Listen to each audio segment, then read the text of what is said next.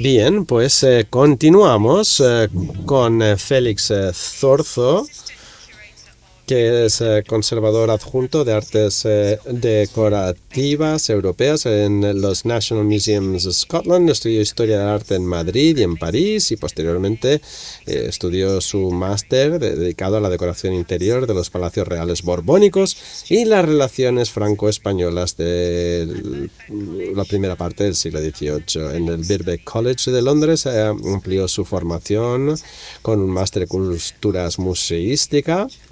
Su MA en Museum Culture se ha centrado en su investigación en las narrativas expositivas de los museos británicos del siglo XIX. Anteriormente trabajó como asistente de conservación en la Wallace Collection, como conservador interino de artes decorativas francesas del siglo XVIII, impartido clases en la Universidad de Buckingham, la École du Louvre, la Universidad de Lille, el máster de Edimburgo Edinburgh College of Art sobre temas como la porcelana de Sèvres, el mobiliario francés de los siglos XVIII y XIX y las interrelaciones entre las bellas artes y las artes decorativas en la Francia del siglo XVIII. Desde su incorporación a los National Museums of Scotland, su investigación se ha ampliado para abarcar la cerámica española de los siglos XIV al XIX y la escultura policromada del siglo de oro. Y va a publicar un artículo que nos va a explicar en esta presentación. Así que, Félix, cuando quieras. Pues muchas gracias, Marian, gracias por la presentación, gracias a Jaume y a los demás responsables de traerme hoy aquí. Hoy quisiera hablar de los casos de los museos nacionales de Escocia y los museos de Glasgow, las dos instituciones públicas escocesas más importantes que poseen cerámica medieval española. Sin embargo, les ruego que sean indulgentes y me permitan ampliar esta restricción cronológica, ya que centrarme únicamente en los objetos verdaderamente medievales daría una imagen sesgada de las prácticas de coleccionismo de los museos públicos escoceses. Como ha dicho Mariam, esto es parte, lo que voy a explicar es el resultado de unos trabajos que se va a publicar, como digo, un breve. Muy bien, pues vamos a comenzar con Edimburgo. Empecemos por Edimburgo. Fundado en 1854, tras el rotundo éxito de la Gran Exposición de Londres de 1851, el Museo Industrial de Escocia funcionó bajo la dirección del Departamento de Ciencia y Arte. Y esto nos suena, os he hablado esta mañana aquí. Se trataba de un organismo gubernamental encargado del Museo South Kensington de Londres y otros museos de las Islas Británicas, como puede ser el Museo de la Industria Irlandesa de Dublín. Y su segunda etapa fue el Museo de Ciencia y Arte de Edimburgo, que incluía la colección del Museo Nacional de Historia Natural. Y en 1904 el museo pasó a llamarse Royal Scottish Museum, el Museo Real de Escocia, tras el cambio de nombre del Museo de South Kensington, que pasó a ser el Victoria and Albert Museum. No fue hasta en 1985 cuando las colecciones del Real Museo Escocés se fusionara con el Museo Nacional de Antigüedades de Escocia y se convirtiera en los Museos Nacionales de Escocia, que aquí llamaremos NMS. Y como veremos, se intentó mejorar las industrias con los pasos de la fabricación de la materia prima, el artículo final, y esto incluía la industria cerámica tan importante. Y veremos en el caso de la cerámica española, el museo priorizó las lozas hispano-morescas en línea con lo que los colectores europeos consideraban adecuado y los conservadores y comisarios de Londres apropiado. Entonces, la primera cerámica española fue adquirida. Las cerámicas españolas generalmente se adquirían a unos precios muy bajos. La primera cerámica española fue adquirida por el marchante y coleccionista Thomas Miller Whitehead en la venta, la colección de Auguste Ricard de Montferrand en Londres en 1859. y incluyó legados de fabricantes como Wedgwood y Minton, y también la transferencia sustancial de 300 piezas cerámicas del Departamento de Ciencias y Arte, que cubría la historia de la porcelana. Ve ahí, como hemos apreciado, el V&A, o el South Kensington Museum, como se llamaba entonces, ya estaba a la vanguardia de la colección de objetos cerámicos, y Edimburgo se quedó un poco por atrás, no consiguió llegar a la venta a la que nos hemos referido. Montferrand, que vemos aquí en el centro, fue un aclamado arquitecto francés establecido en San Petersburgo y creó famosos monumentos neoclásicos como la Catedral de San Isaac, y reunió una importante colección de cerámica europea antigua, en su mayoría mayólica italiana, que publicó en un catálogo en francés en el año 1854. Tras su muerte, su colección se trasladó a Londres, donde se expuso antes de la subasta de 1859 para atraer a compradores. Su aperçu se amplió y el catálogo ilustrado en inglés se publicó justo antes de la venta. Bueno, pues en la venta, Whitehead fue agente para el Departamento de Ciencias y Arte para 18 lotes de Edimburgo y 14 para Londres, para South Kensington. Sobre todo era mayólica italiana, pero esto incluía, me refiero a Edimburgo, este lote, que es una de las 6 lozas dorada, y tenemos aquí plato hispano mauro con ornamentos en lustre metálica, como vemos aquí, y se llegó a esta cantidad lejos de las 10 guineas que alcanzó uno de los platos españoles que todavía no se han identificado. Y la nota pone imperfecto, significa que el objeto estaba dañado y por tanto resultó mejor de precio, y Whitehead seguramente no compró para Edimburgo la pieza mejor de loza dorada española por constricciones presupuestarias museísticas, y fue el elemento más barato, el más caro, que se pagó 6 libras, fue este plato con la Virgen y el Niño, y el museo se gastó 13 libras y 9 chelines en la venta de Montserrat. Se puede decir que Whitehead, sin duda, pues consultado por el conservador St. Kensington, sacó el máximo partido a su presupuesto, adquiriendo una variedad de objetos que representaban no solamente los objetos más importantes de los siglos XVI y XVII, sino también producción cerámica española del siglo XVI, añadiendo una categoría completamente nueva de objetos al museo.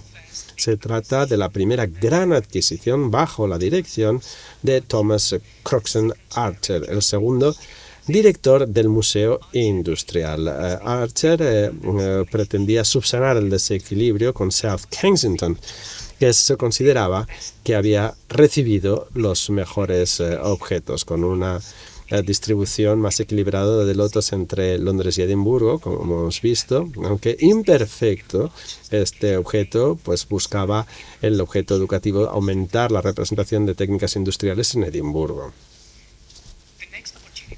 La siguiente oportunidad se presentó en 1877 con la venta de Robert Napier, un ingeniero naval escocés que amasó una fortuna con su empresa naviera y motores. Napier vivía en el estilo de un barón en West Shandon House, en la costa oeste de Escocia, donde exhibía una impresionante colección de pinturas de antiguos maestros, muebles franceses y mayólica italiana, entre otros objetos.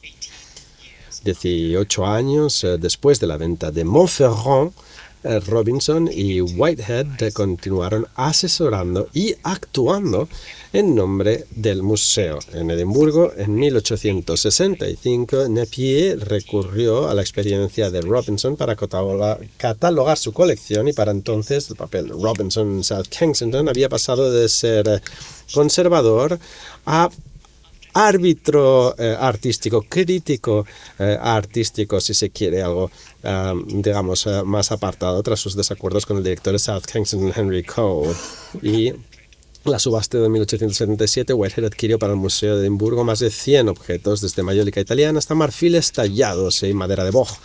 La extensa lista de la compra fue la culminación de años de estrecha relación entre Archer y Napier, durante los cuales los tesoros de West Shandon habían sido cedidos temporalmente al museo. La venta Whitehead se hizo con 3 grandes platos españoles con lustre. Tenemos aquí los Mauro. El otro, que es 24.39 costó 27 libras 6 chelines, y el lote 24.36 con 37 libras con los escudo de armas de casta. Y en el centro es prácticamente lo que se pagó por los 18 lotes de Montferrand. Son los ejemplos más especiales de loza dorada española, y son testigo de un lento pero constante aumento del precio de la cerámica española con lustre, lo que indica una apreciación, un aumento en el valor de estas piezas como importantes objetos artísticos históricos, más allá de simples ejemplares de buen diseño. Y es importante notar que Whitehead también pujó por South Kensington y solo compró 3 platos de mayólica italiana, y quizás podríamos hablarlo más tarde, pero me pregunto si esto se debe a que la colección de South Kensington ya estaba bien consolidada y no cabía hacer mayores adquisiciones. Sin embargo, podría ser que, aunque Robinson había catalogado esta colección en 1865, es decir, 12 años antes, la relación entre Archer, director en Edimburgo, y Napier, y el hecho de que esta colección había sido expuesta en el museo como préstamo, parte de él establecía una cierta familiaridad con el Museo de Edimburgo. Hacia finales del siglo, el museo completó su primera adquisición de cerámica española directamente de fuentes españolas. Emilia Gallangos, escritora, coleccionista, anfitriona, socia y agente de arte para la colección de su marido. Ella ha quedado eclipsada por la figura de su padre, Pascual Gallangos, un arabista famoso por catalogar los manuscritos españoles del Museo Británico, y también por su marido, Juan Facundo Riaño, de quien ya hemos oído hablar antes, otro historiador del arte y diplomático, quien asesoró al Departamento de Ciencia y Arte en la adquisición del arte español. Tantos Juan Facundo como Emilia oscilaban funciones entre coleccionistas privados y agentes y asesores de organismos públicos, trascendiendo los límites entre la adquisición pública, el comercio y la asesoría sobre obras de artes. Llevaron una vida cosmopolita entre Londres, París y Madrid, y su hogar en el centro de la capital española se convirtió en el centro de una comunidad liberal intelectual que recibía visitantes del mundo anglosajón.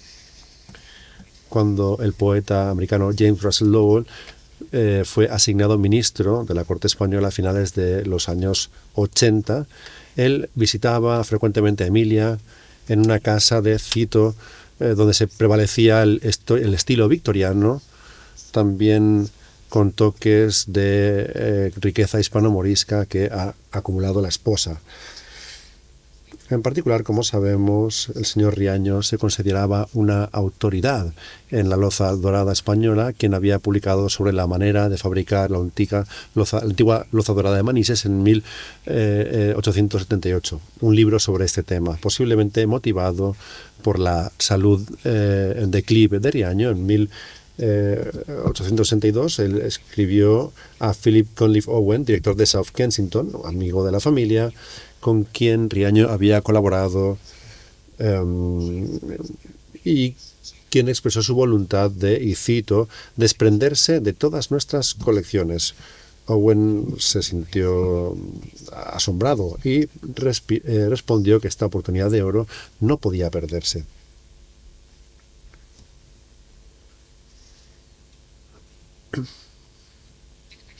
La colección se envió en préstamo a South Kensington durante 6 meses con la opción de compra entre Londres, Edimburgo y Dublín. Como la colección de Napier, esto era una práctica común en South Kensington en las primeras décadas del siglo XX, mientras los comerciantes y coleccionistas recibían un pago como compensación y también como incentivo para vender o para probablemente donar sus colecciones a los museos. De las 135 piezas de loza dorada hispano-morisca, South Kensington compró 122 y 797 por 797 libras. En Dublín, 7 piezas por 58 libras y Edimburgo otras por 7 por 95 libras. Son 6 platos con decoración en relieve pintada en lustre y detalles en azul, y un jarrón redondeado con un patrón imbricado de lustre de cobre con toques de azul. Ligeramente más pequeños y de fabricación posterior, son menos impresionantes que los 2 grandes platos de manises del siglo XV adquiridos en la subasta de Napier 16 años antes. También palidecen en comparación con la selección conservada en Londres, que incluía las piezas heráldicas codiciadas del siglo XV. La colección de cristal de Riaño fue adquirida por el City Industrial Museum, el primer museo municipal de Glasgow y precursor de la Kelvingrove Art Gallery, mientras que el resto de las cerámicas, en su mayoría de Talavera, fueron compradas por el señor Yates Thompson, editor de la Pall Mall Gazette, y vendidas también en el Christie. Y aquí he incluido los precios para que podáis haceros una idea de estas piezas, que parecen menos impresionantes que las primeras que hemos visto. Pues veis que los precios siguen incrementando poco a poco. A finales del siglo XIX, la llamada loza ilustrada o dorada hispano-moresca ya no era tan fácil de encontrar en el mercado, por lo que el Museo de Edimburgo se dedicó a coleccionar azulejos. Estos llegaron al mercado como resultado del saqueo generalizado de edificios, a veces tan importantes como la Alhambra de Granada o el Alcázar de Sevilla.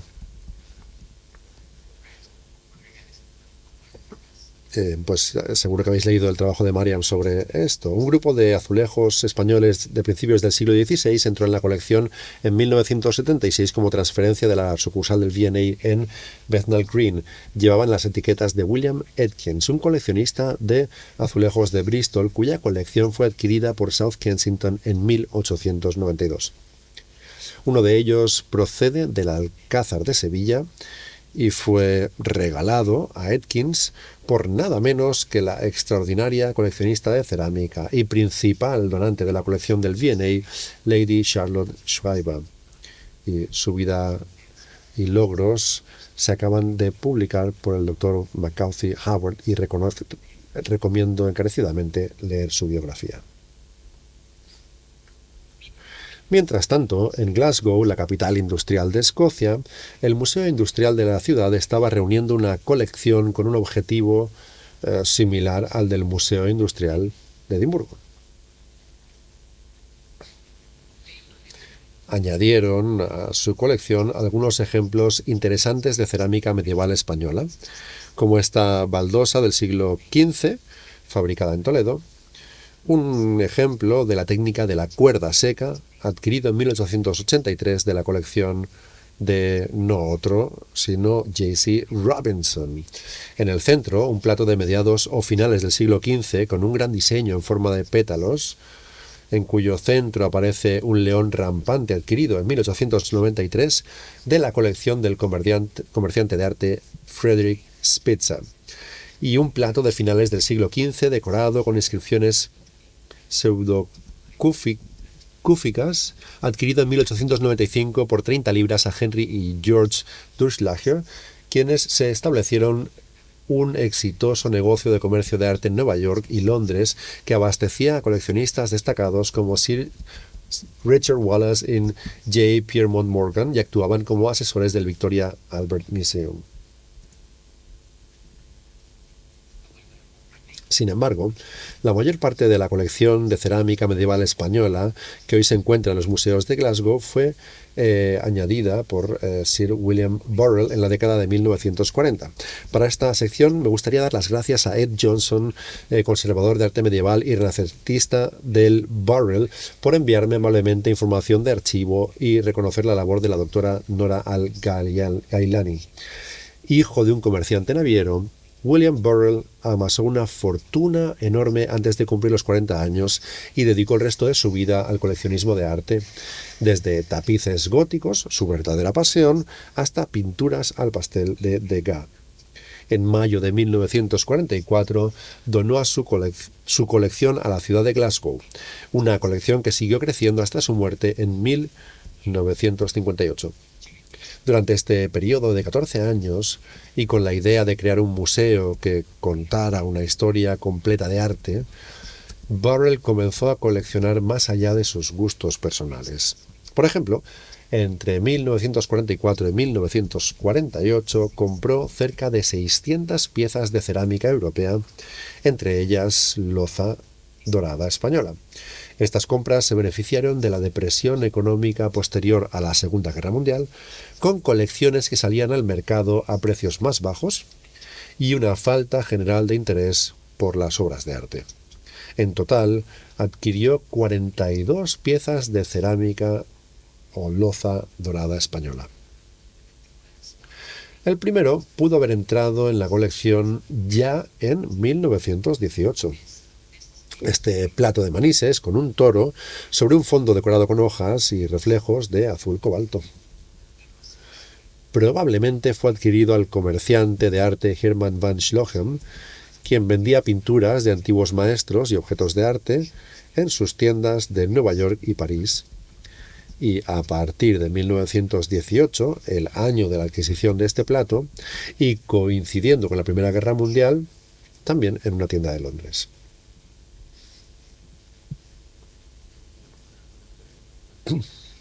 La otra pieza que entró en la colección de Burrell antes de 1944 es este brasero, adquirido como una pieza auténtica del siglo XV.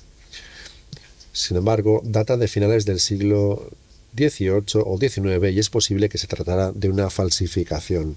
Es de suponer que también engañó al renombrado comerciante George Durslacher, quien lo vendió en Christie en 1938.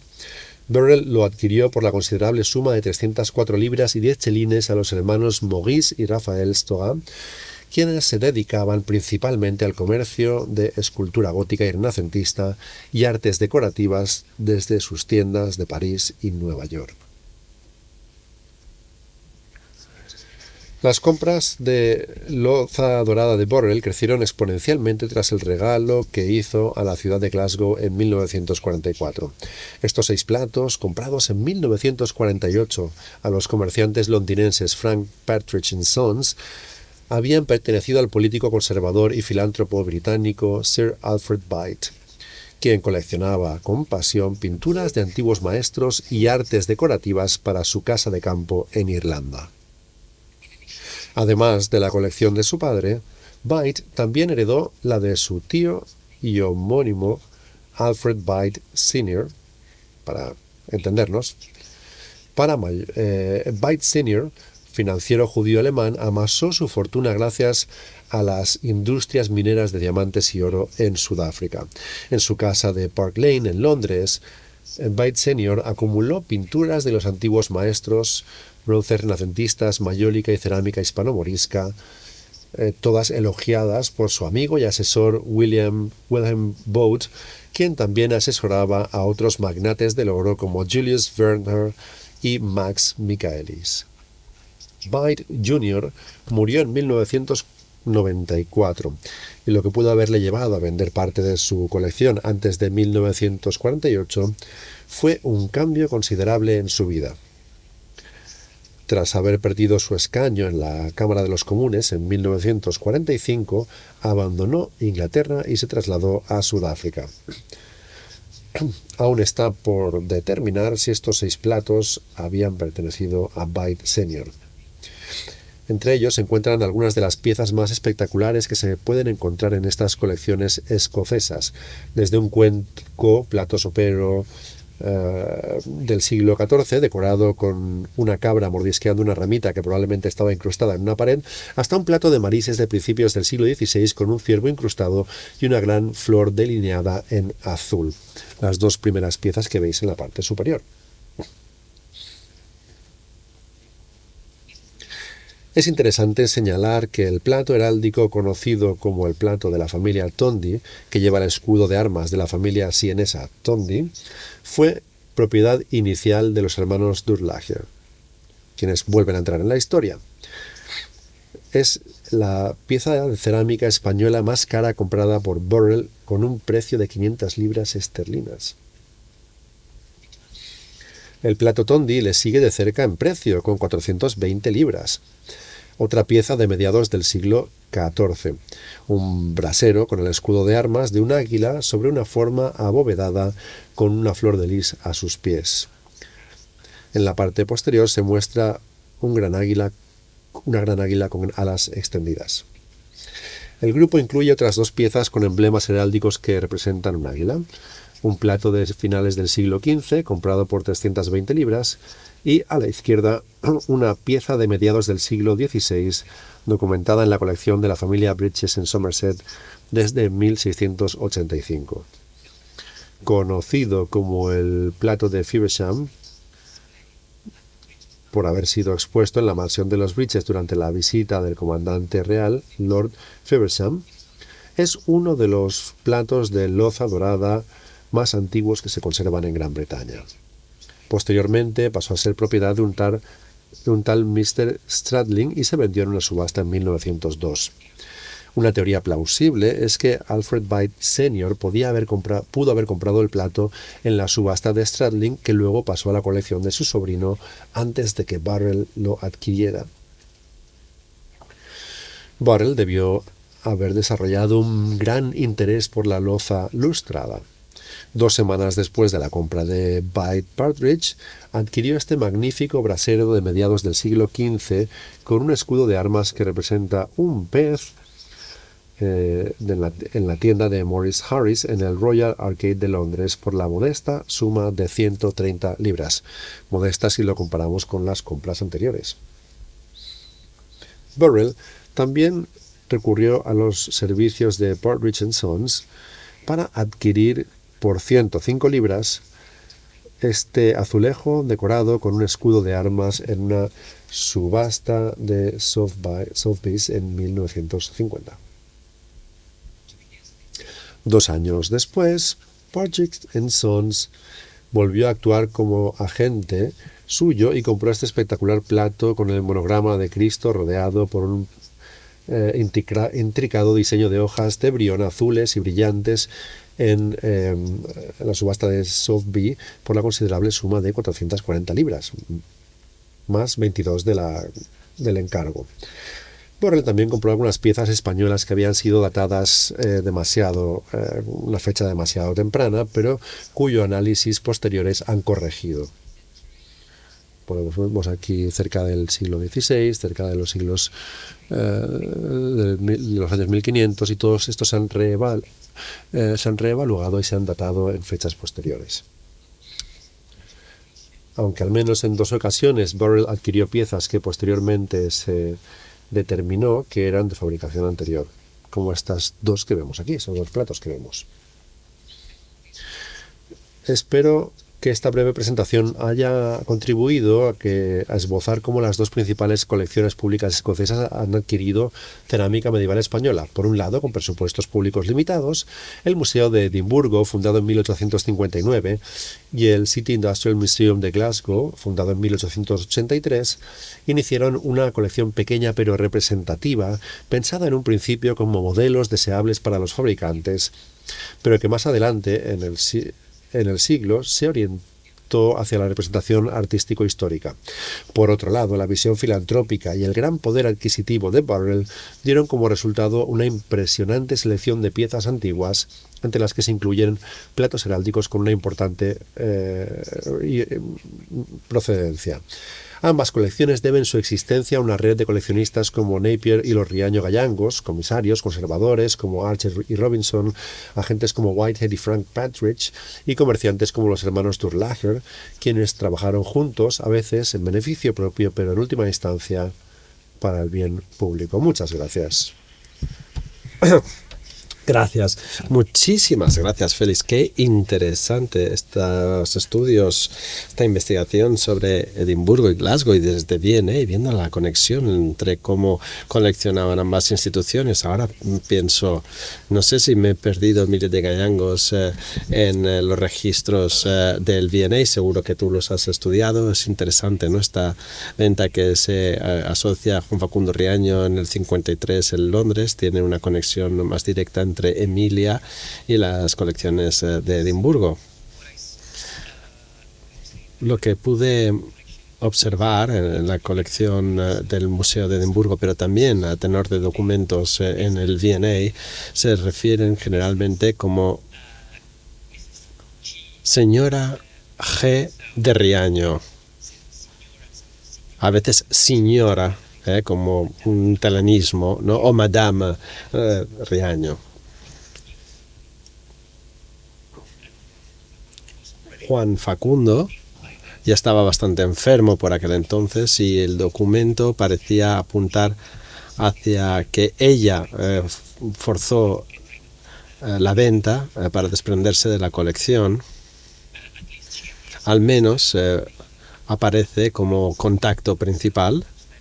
Y luego están esas cartas en los archivos del V&A. La carta que he mostrado es ejemplo de este intercambio epistológico durante años, y hay una familiaridad clara entre Owen y ellas. Escriben en términos muy amistosos y se ve que ella era un poco la fuerza detrás de esto y que había, pues, no sé, rendirle homenaje, porque muchas veces ha pasado inadvertida.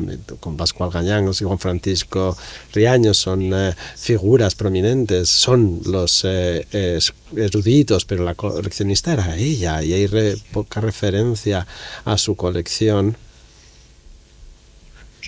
de artes más tradicionales a los que generalmente no se ofrece mérito, pero bueno, ella fue importantísima. Y luego la colección Talavera, rechazado por el V&A, ¿fue a Edimburgo?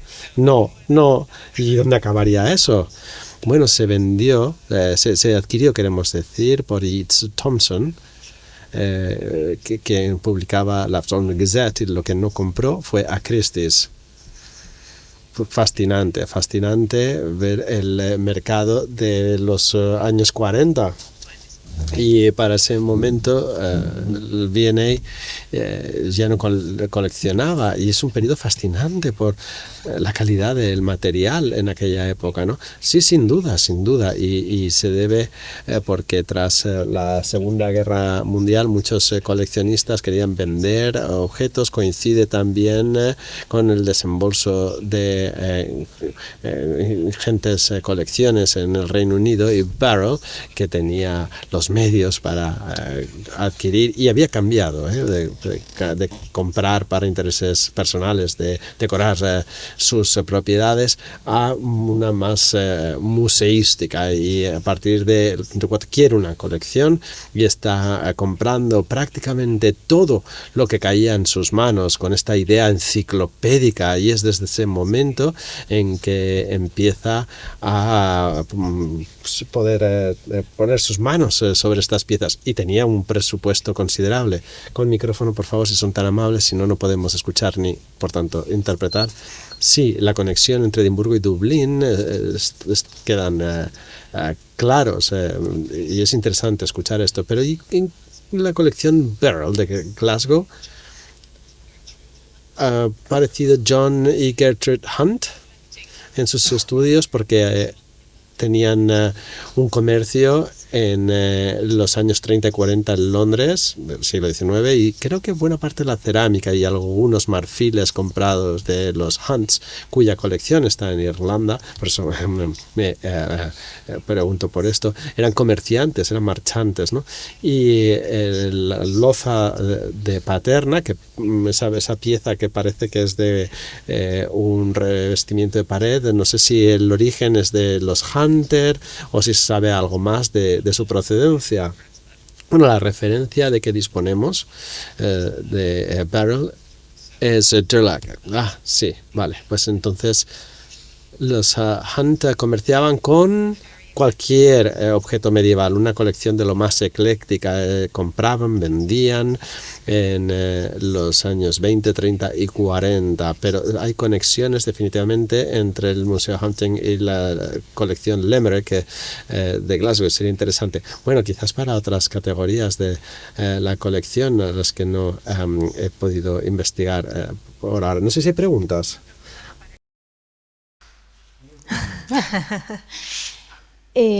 Habéis hablado mucho que había pues dealers y agentes que trabajaban, ¿no?, para buscar estas piezas para las colecciones, pero no nos habéis comentado si había algún tipo de protocolo, por ejemplo, que se unieran las personas que estaban trabajando en aquel momento y dijeran necesitamos este tipo de pieza, o incluso que dijeran necesitamos que venga con una autenticidad o un sello de autenticidad, no lo sé. ¿Había algún protocolo en los museos para este tipo de compras, ¿no?, tan importantes en realidad? Gracias. Considero que en el caso de M&A, porque Robinson estuvo ahí desde el principio, desarrollado sus ideas de lo que era auténtico y lo que no lo era, también intenta decidir qué viene de Málaga, qué viene de Manises, y no, aparte de un presupuesto, podía decidir en base a sus criterios propios, y en un momento dejaron de coleccionar porque el V&A decidió que ya tenían suficiente. Por ejemplo, tenían la colección Henry Wallace, que buscaba Albarelli, porque no tenían muchos de estos objetos, entonces querían, digamos, que no quedase ningún vacío, y una vez que ya lo tenían cubierto cronológicamente, pues dejaron de coleccionar. Tim, algo al respecto del Museo Británico. Bueno, creo que lo que se refiere al Museo Británico es que hasta 1897 es que Franks tenía bastantes fondos propios, lo que le permitió para persuadir también a otros miembros del patronato. Si no lo conseguía, lo compraba de su propio bolsillo. Pero luego tenemos la colección Godman, que empezó en los años 60 del siglo XIX, pero 120 años más tarde.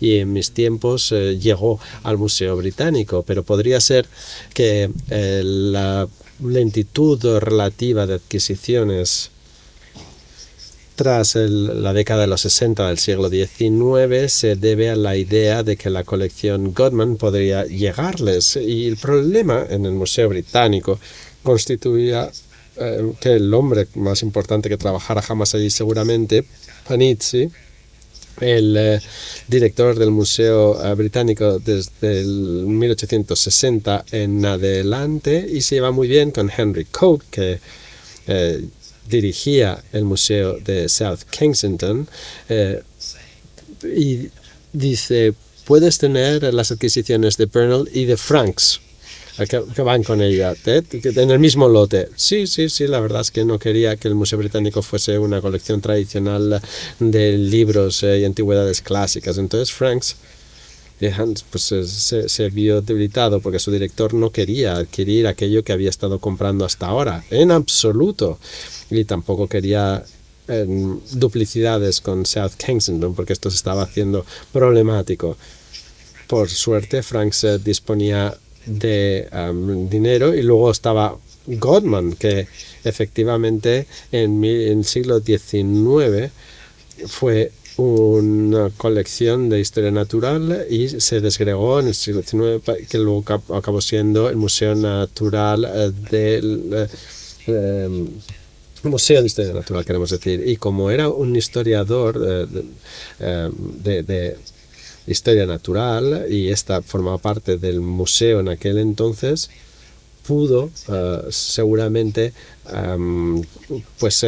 permitir las compras que han sido luego tan positivas para el museo. Y en Edimburgo, en Edimburgo, al menos en el siglo XIX, los documentos son pocos y sabemos poco sobre los conservadores. Conocemos a Archer, el director, fuerza principal de adquisición y para mantener este equilibrio entre centros y posicionar Edimburgo casi al nivel que Londres con el Museo de St. Kensington, pero hay poca documentación y desde luego son menos elocuentes en ese sentido, y pensamos que estas conversaciones a las que usted hace referencia o a las que hace referencias se produjeron, pero no hay documentación, y a veces hay documentos infrecuentes. Por ejemplo, en la venta de Montferrand hay una nota manuscrita en uno de los catálogos que alberga el V&A en el departamento de cerámica, y es una copia del trabajo marcando el catálogo y con unos símbolos de lo más raros que todavía no he entendido hasta la fecha, pues con estrellas, cuadrados, triángulos, que tenía que significar algo. Seguramente sería una manera de comunicación en la venta de Montferrand sobre lo que quería adquirir o qué es lo que podía permitirse. Y luego tenemos este pedazo de papel seguramente hecho a mano y poniendo esto primero para Londres, después para Edimburgo, con precios muy distintos, lo cual nos indica que hay es un documento de trabajo que apunta a que estas conversaciones debieron producirse. Whitehead, cuando fue a la venta en nombre de Robinson, no habría podido saber con certeza por qué pujar y por qué no pujar, pero es lo que podemos deducir, pero interesante.